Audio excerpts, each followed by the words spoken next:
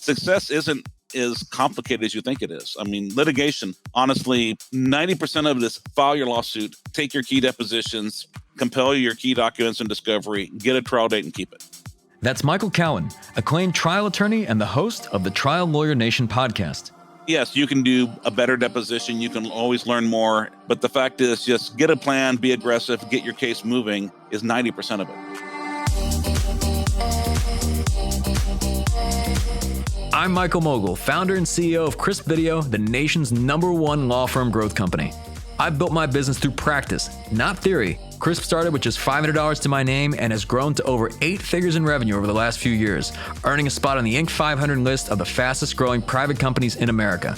Our approach has been to take everything we've learned about generating massive growth within our own organization and help the country's most ambitious and committed law firm owners do the same for theirs. In each episode of this podcast, I sit down with innovative market leaders from the legal industry and beyond to learn from those who thrive in the face of adversity, challenge the status quo, and define what it means to be a true game changer. I sat down with Michael Cowen to discuss what it takes to become a thought leader in the legal industry, the importance of mindset when it comes to your success as a trial attorney, and how doubling down on your strengths will take you further than focusing on improving upon your weaknesses. One day I just made the decision, I'm going to have the guts to stop taking the smaller cases and only do this. I thought I can always go back and get smaller cases again. I'd had some conversations with my referral partners saying, look, I'm just not going to take these types of cases anymore. And lo and behold, when I did that, now we have 100 and something trucking and company vehicle cases at the firm. That's coming up on the Game Changing Attorney podcast.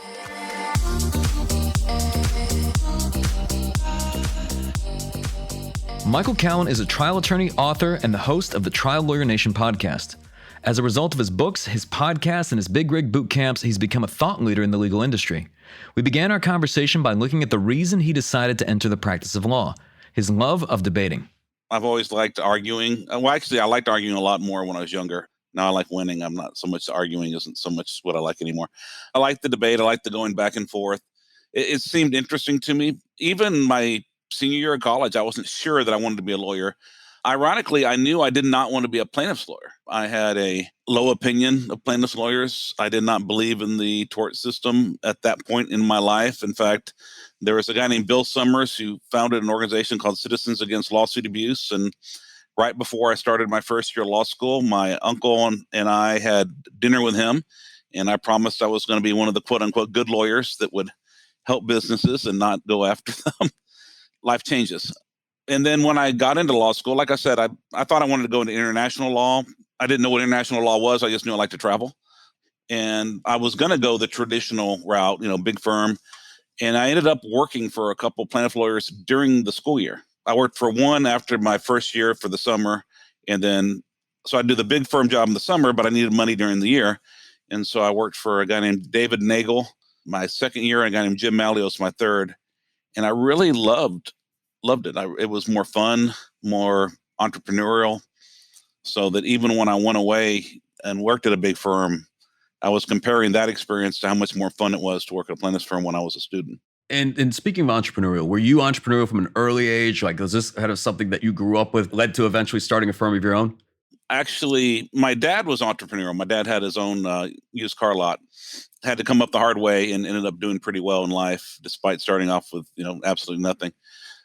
I had to really work on the mindset to become entrepreneurial. I went to work for somebody. I ended up on my own because the person I went to work with just burned out and quit and became a federal public defender. I had about 3 weeks notice that was happening as a 3 to 4 year lawyer. But it took me a long time to get my mind around that it was okay to run a business. I thought this was like an art or a craft, and you weren't supposed to kind of like business and corporations and rules were bad, and this was like art and service. And it took me a long time to realize, one, it's okay to try to make money, and two, I can actually be a better lawyer and a better artist if my business runs right and I'm not always having to deal with a crisis or worrying about whether something got done.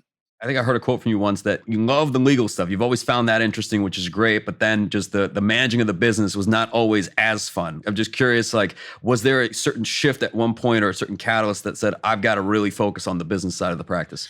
Yeah. I think a lot of it was bringing in a ton of money and being broke. I had enough legal ability to get some good cases to get good recoveries on them. But I ran my business in such a way that I didn't necessarily end up keeping a lot of that money, and that was frustrating. So I think that was part of it. And then it was just a long, slow, reading books, trying different things, working with different coaches. I think the effort probably started for me probably about 2008, 2007, 2008. And it's just been, I can name different people along the way that helped me, but it's just been a constant journey. I've learned a lot of legal things. I've learned a lot of business things, but the real important thing for me has been the mindset that I've learned to have. I think it's been more instrumental to the success than anything else. And if you're looking back, even over the last even 10 years or so of running the practice, what have been perhaps some of the greatest mistakes that you've made that you've learned from? What have been some of those lessons? Okay, biggest mistakes I've made. One is entering into bad deals with other lawyers. I like to close things. I like to sell things. And so sometimes negotiating, I'd want to close a deal too bad. I want to bring someone in too bad and making a deal that wasn't great, or not holding people early, not having hard conversations early on when other people weren't meeting their end of the deal. They're doing the minimum of what's in writing, but not doing what they orally promised, or not keeping up with what even they promised in writing, not saying it, not having, you don't have to say it in a mean way, but not just when something's bothering you, you need to let the other person know right away. Don't let things fester. I think those have been some of the biggest mistakes. Years ago, I bought a bankruptcy practice because I was going to diversify some. A part of it had to do with a building. I wanted to buy a building that was owned by a bankruptcy lawyer. The bankruptcy lawyer was underwater in the building. And in other words, the building at the time, she owed more on it than it was appraised at. And so to get me to take over the note, I said, I'm not going to take over a note that's more than the building's worth. You have to throw in something. And so she threw in the receivables on a bunch of bankruptcy cases. And so we had to go do those cases. I don't think I did enough of a financial and market analysis and realized that if I'm not in there running it and I don't have a system that's just robust that I'm taking over so someone else can just run it for me, it's not going to work. And I ended up giving it to someone else just to not have to the responsibility for the work anymore. So that was probably a mistake. We tried advertising 2013. I've always had a referral-based practice. I found for me personally, the advertising model, I didn't have the funds to be one of the top 3 in the market for TV, and that doesn't work. I believe in talking to a lot of people who've done it. If you can't be one of the very top ones, then you just get drowned out. I also I realized I didn't want to run that kind of volume.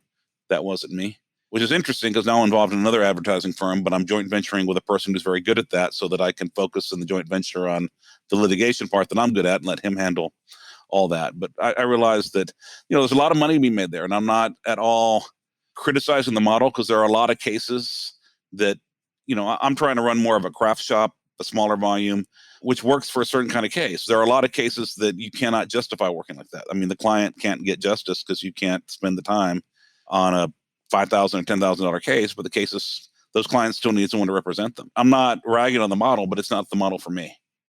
Now, there was something you just said that was very interesting to me, is you kind of said it in passing, and I want to make sure that people listening to this podcast don't miss that, because it sounds like the wins in your life, the things where things have gone very smoothly, has not been when you've been developing a weakness, perhaps, but it's aligning with somebody who has a strength, perhaps, that may not be a strength of yours, and you're focusing on your own strengths. Would that be true? Absolutely. I used to really beat myself up on my weaknesses and try to overcome my weaknesses.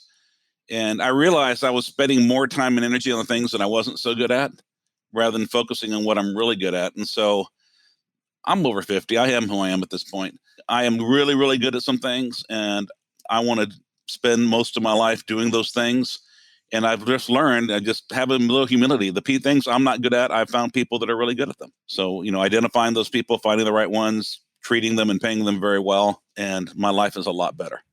Over the past 25 years of practicing law, Michael's learned quite a bit. I asked him to speak to some of the most impactful lessons he's learned along the way. The biggest lessons I've learned recently are value of a big case. Now, this isn't true for every case. So I'm not saying like if you have a chiropractor only soft tissue case to hold out for $1 million, because I've tried a lot of those cases, and I'm going to tell you, you're not going to get $1 million very often, no matter how much you believe if your client got better in 6 weeks. But when you have a significant case, no one really knows what they're worth. And if you believe it's worth a lot and you hold out and don't show fear, don't show any interest in settling it, they will pay you a lot of money. So I think that's one important lesson I've learned. And you kind of have to You have to see it. Like the very first time we held out for a lot, I remember I was having to go back to people that had done it before and kind of have them hold my hand because it's scary. I mean, you have more money offered than you've ever had before. It's life-changing money for you. It's life-changing money for your client. You've done focus groups. You might do a lot better, but you might get less, if you went to trial. But by holding out is the right thing to do. And it's scary when you first do it because you worry, will they pull the money? Will it go down? And no, they don't. If you have a good case, they don't pull the money. It just goes up. And I think every time you do it, okay, well, I got this much in that work. Well, next time, let's try to hold up for a little bit more. Next time, try to hold up for a little bit more. So that's been a huge lesson. I know you mentioned that some of the greatest areas where you've grown has been kind of in the mindset shift, because what you've just described, I mean, that requires a great degree of courage, patience perhaps as well. Somebody listening might say, yes, that's easy to say once you don't need the money, right? But like, how do you hold out when you do? Well, it is a lot harder when you do. And I will tell you, the first couple times, I really had to find other people that had been there that would talk me off the ledge when I really want to take the money. And it is not easy. I mean, I'm talking some sleepless nights. I'm talking some real stress. Let's say you have like a case you think is worth $10 million and you've got $8 million on the table. It is hard not to take that $8 million, but you have to hold out or you never get it. But yeah, I think it is. I'm not going to pretend like it's easy. It gets easier, and it is a lot easier. When you have enough saved up, where let's say if I died tomorrow, I don't have to worry. My kids are going to go to college. My wife's not going to be on the streets. I mean, she's not going to have to sell the house. So it is a lot easier to hold out now. I'm not going to pretend like the first couple times when I had borrowed so much money to fund the case that I didn't know what would happen if I lost it. And it was my biggest case and I needed the money and my lines of credit were run all the way up. It was a lot harder to hold out, but I'm glad I did. And I believe at this point you've handled over 100 trials. What would you say would be the difference between Michael Cowen and trial number one to Michael Cowen today? I think I'm a lot less showy. I think I'm a lot more relaxed and real. I've learned to trust jurors so that I don't have to, it's less pressure now, because I used to think I had to convince everybody. It was all on me. Now I realize I need to trust people to do the right thing, because that's the mindset that works as far as persuasion. And I just I work a lot more on story now and a lot less on technique, if that makes any sense. I think the technique is more subtle, but more effective. I don't yell as much. I don't cry as much. I'm not saying I never raise my voice. I'm not saying I never get a tear in my eye, but it's not as blatant. Having more faith in the story and more faith in the jurors has been a big difference. It feels like that's something that is really learned through experience, right? I mean, just getting in there, being in the arena. I don't think it's just experience. I think I've had to work a lot at it. I've worked with coaches. I've worked with a therapist. I worked a lot on getting past my insecurities, my lack of trust, realizing that if you go in there not trusting someone else, if you go in there thinking this person might screw me over when you're talking to the jurors, that is going to be communicated non-verbally. It's just kind of, this probably, I don't want to offend anybody, but just when I was younger and, not like, if you haven't had a date for 6 months, it is hard to get a date. If you have someone you've been dating, everybody wants to date you for some reason, because you're not desperate. There's a different aura you're putting off. And I think it's the same with the jurors. If you go in there scared, like they're not going to believe me, I've got to convince them, they're out to screw me, there's all these tort reform people trying to sneak on my jury. If you go in there thinking like that and not trusting them, that's going to come off. You're going to seem desperate. You're going to seem too pushy. You're going to seem scared. Whereas if you go in there thinking these are good people, they're here because they want to do the right thing, I trust them to do the right thing, so I just need to give them the ammunition they need to do the right thing.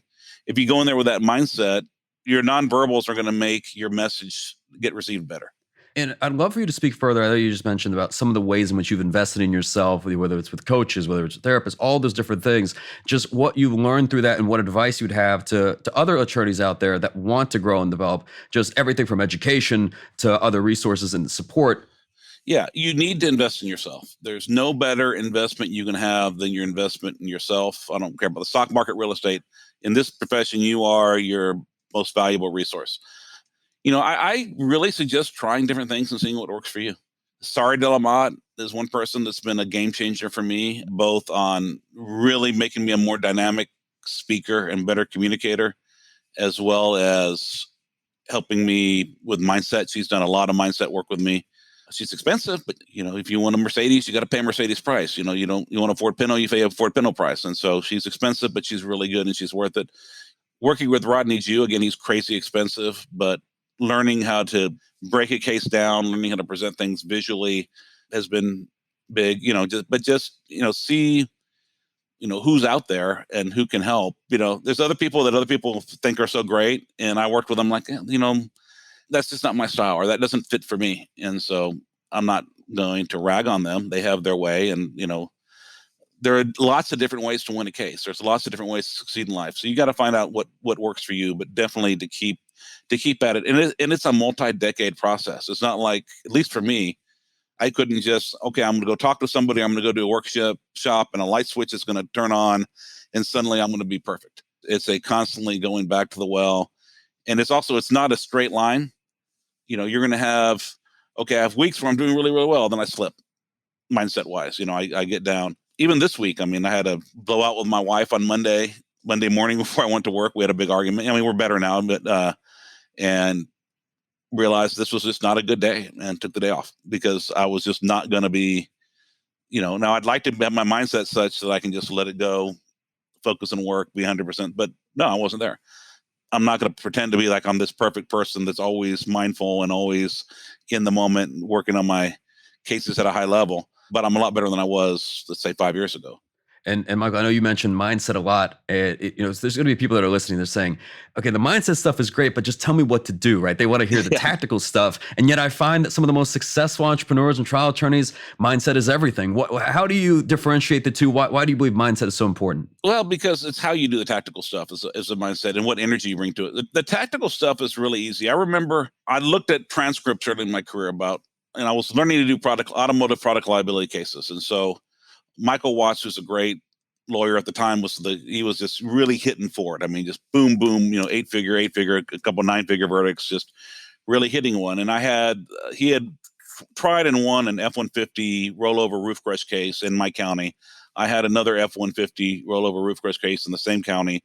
And so he was nice enough. He gave me all his exhibits and he gave me his trial transcript. And I read like 4 or 5 trial transcripts. I'm like, because you go to the seminars, you learn all this technical stuff. And then I read his stuff and it's just like, this is really simple. Like he doesn't mention all this technical stuff. It's just like roofs are too weak. And when roofs are too weak, they smash down and break people's necks. And Ford knew that. And this is why they knew that. This is how they could have fixed it, but they didn't do something about it. It was a real simple message. And I was just kind of like, well, how in the world does he win with this real simple message? Because the success isn't as complicated as you think it is. Litigation, honestly, 90% of it is file your lawsuit, take your key depositions, compel your key documents and discovery, get a trial date and keep it. It's not, and yes, you can do a better deposition. You can always learn more. But the fact is, just get a plan, be aggressive, get your case moving is 90% of it. When you're getting ready for the deposition, you'll review the documents better. You'll think about it. If you just get those simple things done. And I think the mindset comes in is it's really, I know lawyers, I bring them in, I try to get them to do that. And they're like, well, I got to put off the deposition because I need to get a few more documents. Well, I need to put this off because I'm not quite ready for it yet. It's like, you just got to get in there and do it. Yeah, I will say this. Us in running a coaching company, we find mindset is everything. And we fight this battle in the sense that I believe mindset is the lens through which you see the world. So meaning that's going to dictate every decision you make and how you make those decisions, whether you view, let's say hiring a team member as an investment in that person or as a cost, right? Or your investment in marketing or investing in yourself, all these different things. Even down to mindset, like, so much of what we've been talking about is having the humility and the vulnerability to ask for help, to be able to say, hey, I don't know it all, or I can be better. I've found that some of the most successful trial attorneys are the ones that are taking the most notes, the ones that are the constant learners, and to perhaps some of the least successful are the ones that feel that they know it all. Absolutely. Because there's always more to learn. There's always another way to do things. And so I'm curious, just as you were growing the firm, you guys now focus a lot on trucking. How did that shift occur? Like, how did you start to focus in on that? Well, I really like it. Part of it was a courage thing. And so, I've liked trucking for a long time, but I never believed that I could just do trucking cases. And we don't just do trucking cases, but the general rule is if we have to learn something new, it's got to be a 7-figure case. So we do trucking and other 7-figure PI cases. Because I'm not yet at a point where I have so many 7-figure trucking cases that I can turn down other types of cases. But generally, most of what we do is trucking and company vehicle cases. And but we used to do the regular car wrecks. We used to do all kinds of stuff. And it was really, I remember I had lunch with Michael Leeserman. We'd both been at a hotel. He was nice enough to have lunch with me. And I really he only had a really small practice of really good trucking cases. I said, Michael, how did you get there? I mean, how did you get to the point, I'd like to be there, where you only have good trucking cases? And it blew my mind. He just said, well, I said no to everything else. And it just never occurred to me. I thought, well, just organically, I would magically get so many that, that's all I would get, that to make room in my life for that, I would have to say no to other types of cases. And so at the time, we were signing up 30 to 40 regular car wreck cases per month. I didn't do a whole lot of work on them, but the firm had them, but they would percolate up to me. So in Texas, we can advance clients money against their case. And so, somebody we'd have to, they in a wreck, they want to get a rental car. They don't have rental car insurance. So we would have to put them a rental car on a company credit card, hoping to get paid back at the end of the case. There would turn out to be no insurance coverage and no liability. Client wouldn't want to have to get out of the rental car. So I got to stop working on my big case and go deal with the client with the rental car, or all sorts of other little issues. So it still took time and focus away from me. And so one day I just made the decision, I'm going to have the guts to stop taking the smaller cases and only do this. I thought I can always go back and get smaller cases again. I'd had some conversations with my referral partner saying, look, I'm just not going to take these types of cases anymore. And lo and behold, when I did that, now we have, 100 and something trucking and company vehicle cases at the firm. Just, we told the universe that's what we were going to do, and somehow it happened. And it also seems like there's a number of initiatives that you've done that really helped to build your brand and your brand personally. And from writing books to launching the Trial Lawyer Nation podcast to hosting the Big Rig Boot Camp. I want to talk about each one of those, but just what was kind of the thought process behind? I think the first book came first, right? That the book came before the podcast, right?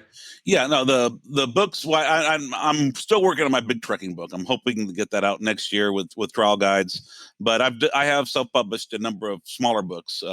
Honestly, that was just, I went to some Ben Glass, great legal marketing conferences. I went to some Dan Kennedy, magnetic marketing, or Glazer Kennedy, I think at the time was what they were calling it, conferences, and learned, about, you got to make yourself an authority. You can't just wait to become organically an authority. You got to make yourself an authority.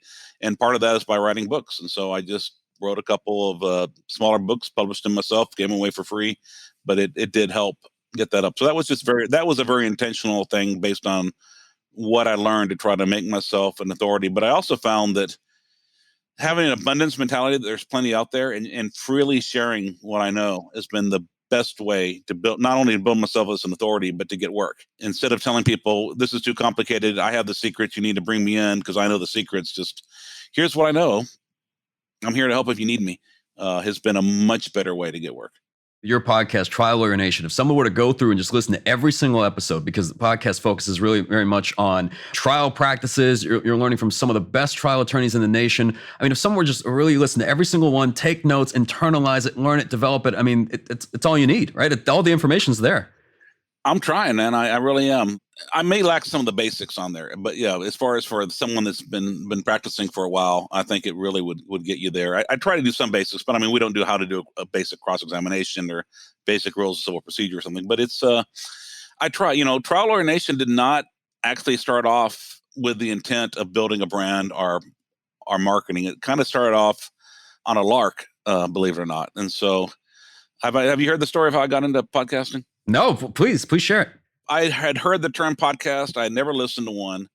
And somebody I knew was on the Stone Cold Steve Austin podcast. And I listened to him because I watched professional wrestling when I was a kid. And so here was somebody I knew who's going to be talking to somebody I used to watch on TV. So I thought, well, that's cool. Let me go listen to David Clark on the Stone Cold Steve Austin podcast. And I learned that there's all these podcasts. And at the time I was training for a marathon. So I had I'd be running for, sometimes 2-3 hours on a training run. I've got a lot of time to kill. Let me start listening to some podcasts. And I was looking for a podcast that spoke to me as a plaintiff's trial lawyer. And with all respect to the people out there, at the time, I did not find anything that spoke to me. Most of them that were out there on our thing, they had like 2 or 3 episodes. They didn't put out very much. There was one, it wasn't too bad, but it was all focused on the Trial Lawyers College. And I just wanted something that was broader. So I decided, well, let me just try to start my own, see what happens. So I talked to Delisi. I said, I don't know if anyone's ever going to listen to this. Delisi Fridays, our brilliant marketing director. But let's just see what happens with it. See if we can get an audience. And so I just went there and said, well, who is it that I would want to learn from, so that if no one else ever listens to this, I've gained something from doing this. And, I started with people I knew that would know me well enough to get on, but also would have something that I'd want to learn.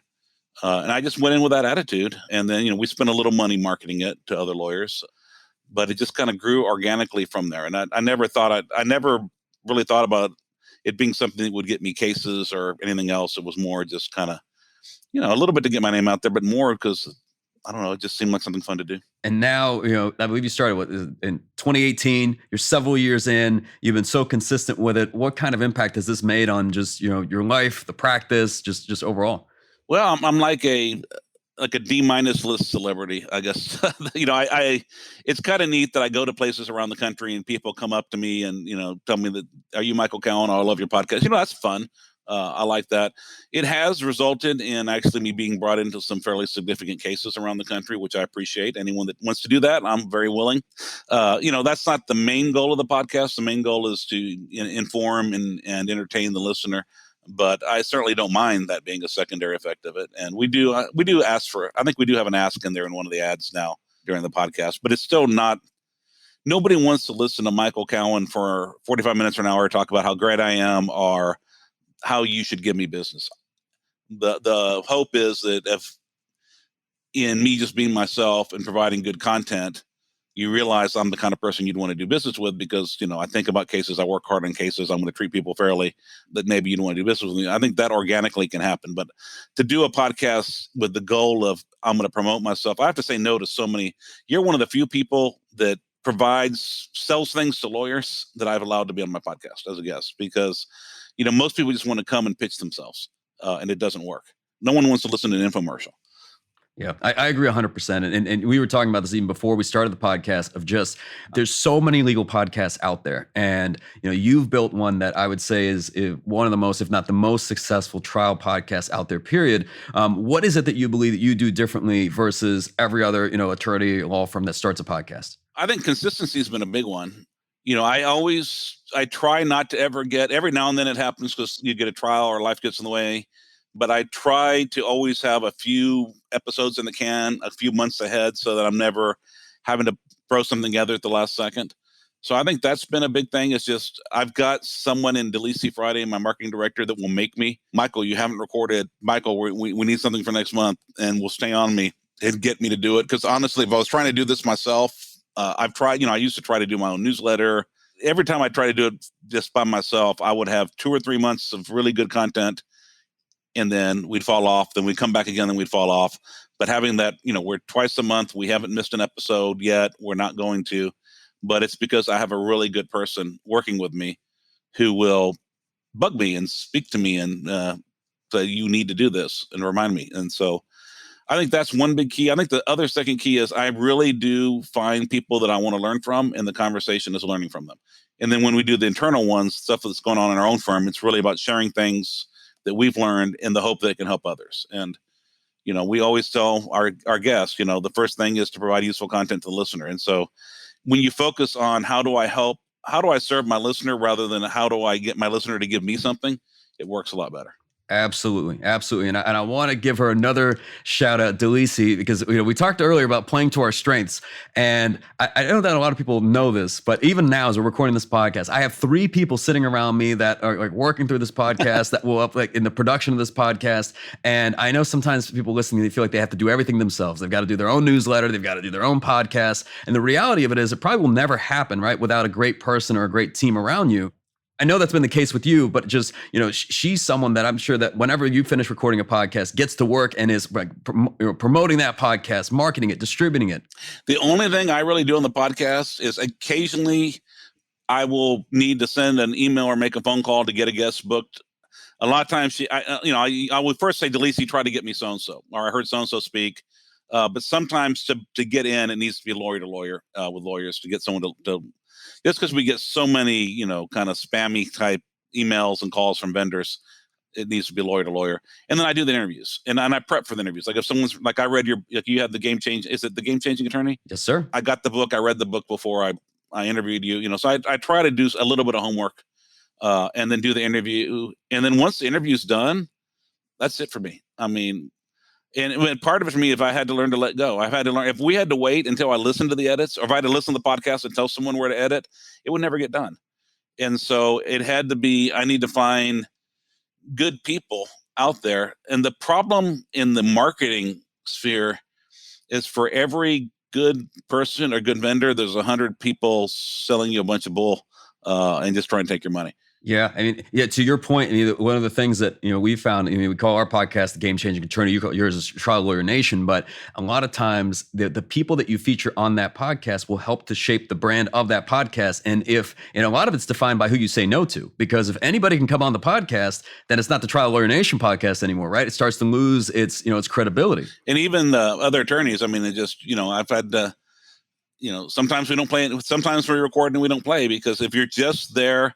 Like, I love to talk to people that just got a big verdict. And if you will talk about the story of your case and you would talk about what you did to get the big verdict, that's going to be great. If you want to talk about how you're such a badass and everybody needs to give you their cases so that you can get big verdicts on their cases, that doesn't help anyone. Like I said, an infomercial doesn't help. So we do have to be careful on who we have.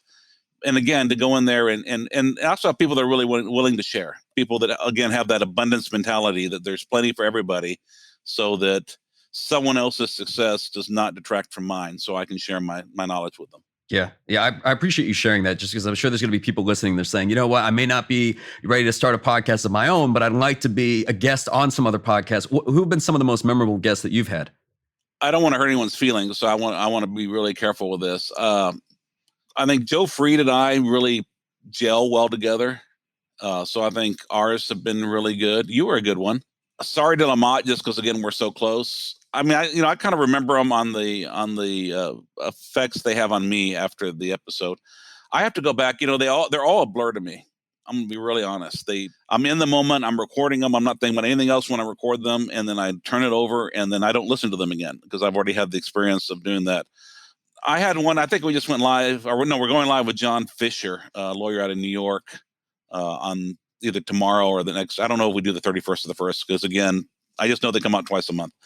After that one, we didn't have the same, like, we didn't know each other, so I didn't have the same feeling, like emotional connection, but I had really good ideas where, like, as soon as I finished the podcast, I went out to DeLisi and said, he does these things we do, but he adds one more thing. Like, we have a mission, we have core values, we have strategies for success, and we actually start every meeting by repeating them so that we can keep together as a team and keep our focus.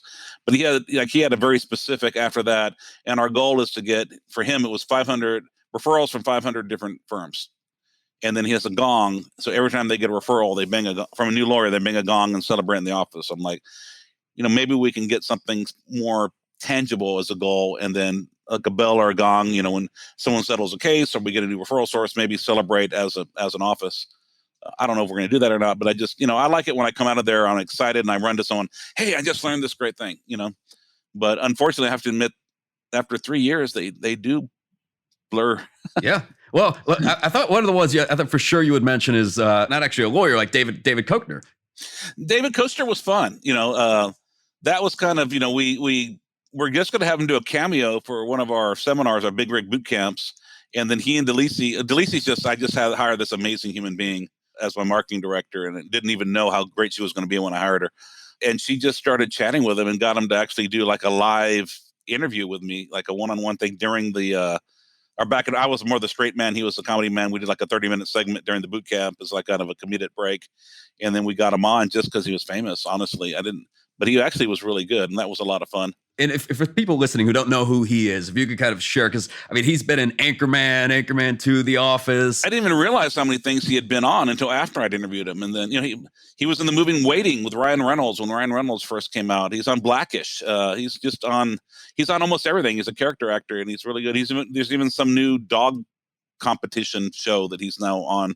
But he was a lot of fun, and he actually had a lot to say that I thought was useful as far as things we can learn from actors. Yeah. I just recall, he spoke about, the power of storytelling, and it's interesting to see that, diversity of perspective as well. So I'm just curious of, when, for people listening, let's say they want to come on a podcast like yours or any other legal podcast. I know you mentioned the fact that like really having a great story to tell, but what's something someone else can do just to get your attention? Tell me what you want, what you have to share. If you have a story that is interesting to share, you don't have to have $1 billion verdict. Now, I've tried to get Mark Lanier to come on and share that. He's said he's too busy, and that's okay. Maybe one day I'll get big enough where Mark Lanier will get on mine, but he has, he has over 1,000 people show up live to his event. So he just, the Supreme Court allowed him to keep a multi-billion-dollar verdict recently. So he doesn't need anything. But in general, I don't think you have to have had a multi-million-dollar verdict to provide something useful. But if you have something useful that you have to share, that you think it would benefit other people, let me know. And if it moves me, I'll love to have you on. And I can't give you like a rule. It's just kind of a gut feeling, I think this is something that would be interesting, or no, I don't think that would be that interesting. And then I know we've talked about the books and the podcast, but there's also like the Big Rig Boot Camp that you guys have done. Basically this CLE seminar. It sounds like you're just giving away all your secrets, right? So you mentioned you're abundantly minded, but what was the idea behind that? And it seems like it's been very popular. It has. It started small again. I used to do like a 1 hour, 2 hour, come in, have lunch, get some free CLE, let me give a presentation, locally. And then it kind of grew. And then I would have, I would put on a seminar with someone from outside the firm and we'd put it on together. Then it grew to having the confidence I'm going to have a seminar with just me and other people at the firm speaking. And it got to the point where we were getting feedback from the audience and they said, we really want you speaking. We were really not here to hear from other people. And so it was a fear thing. So the first time, like, can I have a seminar with just me speaking? Will anyone, isn't that like really egotistical? Will anyone really want to come and listen to me? But I thought, well, I've got stuff to share. I'm willing to share it. We'll try it. And, it's just, we've done it several years in a row now, and it's really building. I was at AHA. I finally got on what I call the big stage. Instead of just speaking at the trucking group, I spoke on the trial advocacy track.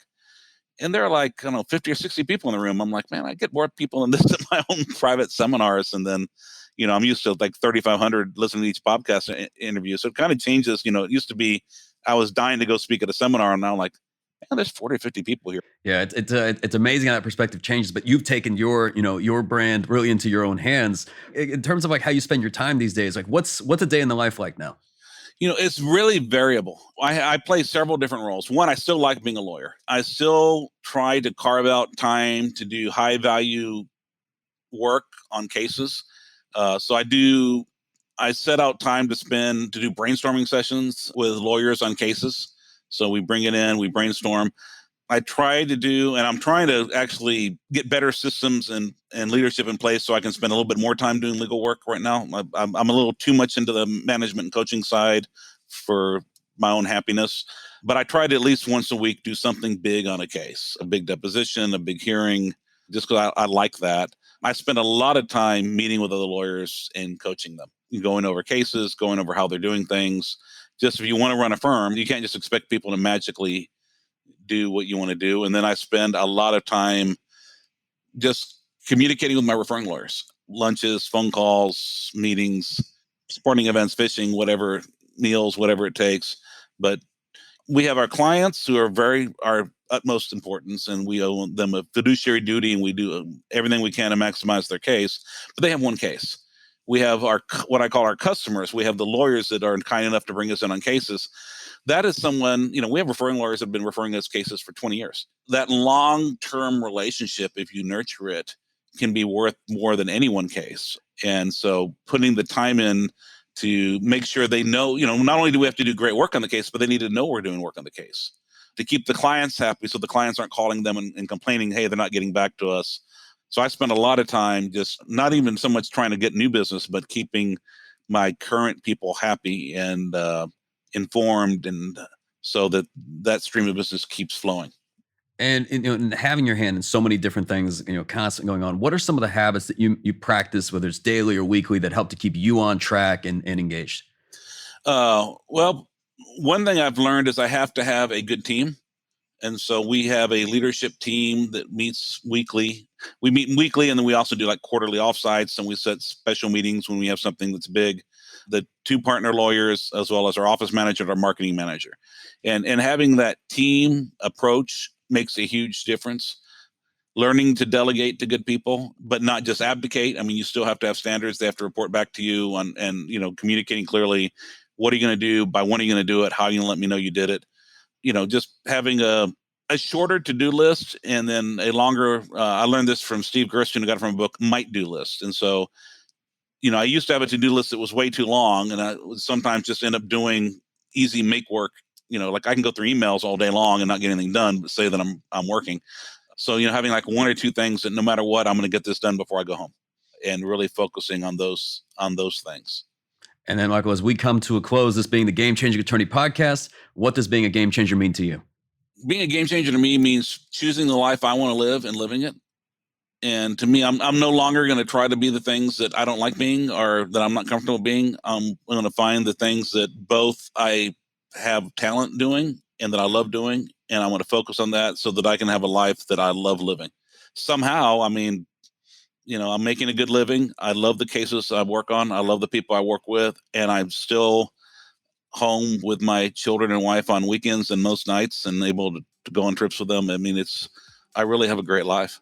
And I've chosen to have a great life, and I'm not going to let other people choose what to do with my time and keep me from having the great life that I want to have. I want to give a huge thank you to Michael Cowen for taking the time to speak with us today. What particularly resonated with me was when Michael said that the practice of law is all about controlling your mindset, and that the best trial attorneys enter the courtroom with a mindset of confidence rather than desperation. You've been listening to the Game Changing Attorney podcast with me, Michael Mogul. If you enjoyed this episode, I'd really appreciate it if you could share the podcast with at least one other ambitious law firm owner who you believe would benefit. And you know what? Maybe more than one. For more information on our interview with Michael Cowen, see the show notes for this episode in your podcast app or visit GameChangingAttorney.com. And join us next time when we'll be speaking to Tim Grover, the performance coach behind some of the most elite athletes on the planet, including Michael Jordan and Kobe Bryant. He's also the best-selling author of Relentless and his latest book, Winning. Looking forward to hearing from Tim on next week's podcast, and this is one I promise you will not want to miss. Winning gives you a feeling that you just can't describe. If your sports team wins, you're up there. Why not have that feeling for yourself? Yeah, it may not be in the sports industry. How about being your own cheerleader and putting that same effort into something that's that important to you? That's next time on the Game Changing Attorney podcast.